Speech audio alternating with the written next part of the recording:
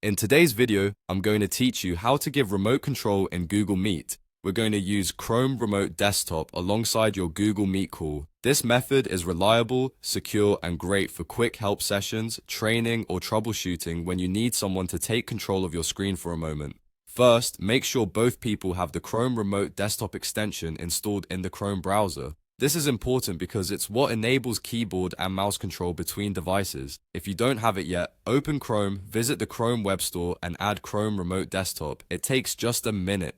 Keep Chrome updated and, for the smoothest experience, close any heavy apps you don't need during the session. Next, the person who's sharing their computer opens Chrome Remote Desktop by going to remotedesktop.google.com/support. On that page, look for the option to generate a one-time access code. Click Generate Code and you'll see a 12-digit code appear. Share that code privately in the Google Meet chat with the person you want to control your screen. Treat the code like a temporary key. It expires after a short time and it only works once. Only share it with someone you trust. Now, the person who's going to control the screen should go to the same Chrome Remote Desktop support page. There, you'll see a field to enter the 12-digit code. Paste the code from the Meets chat and click Connect. If the code doesn't work, it may have expired. Just ask the other person to generate a new one.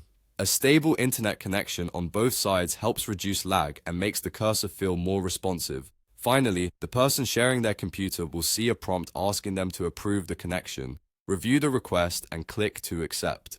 Once approved, the remote user will be able to move the mouse and type on your screen, and you'll see everything they do in real time.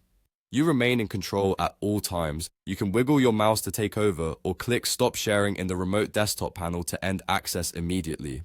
If your computer asks for additional permissions, follow the on-screen instructions to grant them. These are standard security prompts that make remote control possible. That's it. With both of you on Chrome, a quick code exchange, and a single approval, you can safely hand over remote control during a Google Meet call and take it back whenever you're done.